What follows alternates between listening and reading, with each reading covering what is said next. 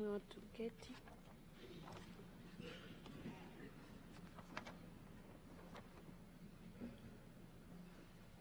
Katibu. Taarifa ya Spika.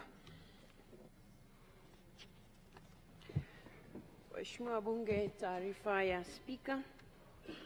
Mheshimiwa Bunge, jana tarehe 7 Mei 2025, Rais wa Jamhuri ya Muungano wa Tanzania Mheshimiwa Dr. Samia Suluhu Hassan alitangaza kifo cha aliyekuwa makamu wa kwanza wa rais na waziri mkuu mstaafu Mheshimiwa Cleopa David Msuya kilichotokea jijini Dar es Salaam alipokuwa amelazwa akipatiwa matibabu.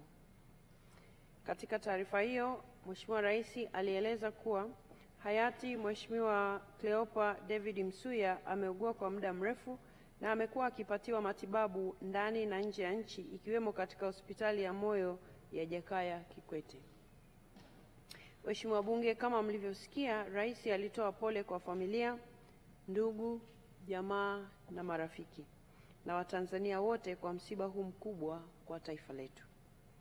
Aidha, alitangaza siku 7 za maombolezo ambapo bendera zitapepea nusu mlingoti kuanzia tarehe 7 mpaka tarehe 13 Mei 2025. Alieleza pia taarifa zaidi kuhusu msiba huu zitaendelea kutolewa na serikali. Mheshimiwa Bunge, hayati Mheshimiwa Cleopa David Msuya ameitumikia nchi yetu katika nafasi mbalimbali ambapo amekuwa katibu mkuu wa wizara kadhaa ikiwemo Wizara ya Fedha. Pia amekuwa mbunge wa Mwanga na waziri katika wizara kadhaa ikiwemo Wizara ya Fedha na Wizara ya Viwanda. Aidha, amekuwa makamu wa kwanza wa rais na waziri mkuu wa Jamhuri ya Muungano wa Tanzania. Waheshimiwa wabunge, kwa niaba yenu nyote natoa pole kwa familia, ndugu, jamaa, marafiki na Watanzania wote kwa msiba huu mkubwa kwa taifa letu. Kwa heshima ya mpendwa wetu, naomba sasa tusimame kwa dakika moja ili kumkumbuka na kuomba Mwenyezi Mungu ampokee na ampumzishe kwa amani.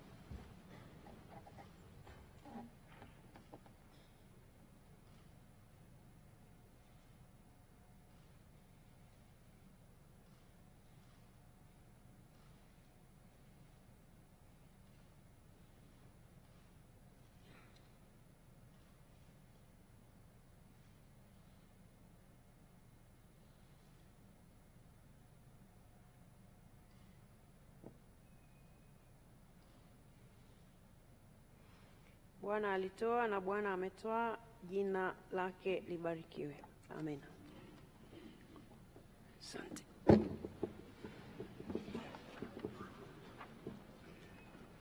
Katibu. Hati za kuwasilisha mezani. Hati za kuwasilisha mezani. Waziri wa Maji. Kwa niaba yake Mheshimiwa Naibu Waziri wa Maji, Mheshimiwa Mhandisi Kundo.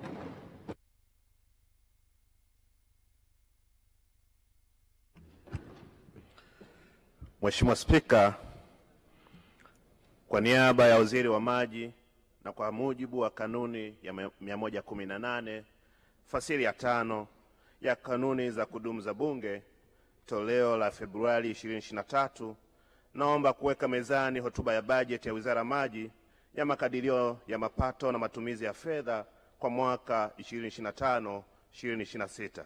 Mheshimiwa Spika, naomba kuwasilisha. Asante sana. Mwenyekiti wa kamati ya kudumu ya Bunge ya Maji na Mazingira. Kwa niaba yake Mheshimiwa Rita Enesfa Kabati.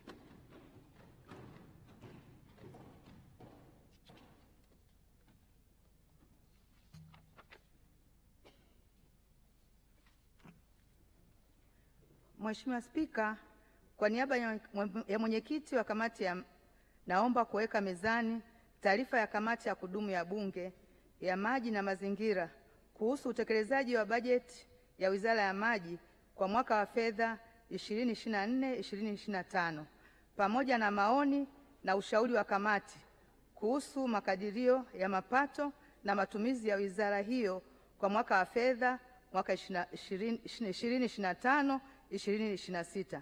Mheshimiwa Spika, naomba kuwasilisha. Asante sana. Katibu. Maswali.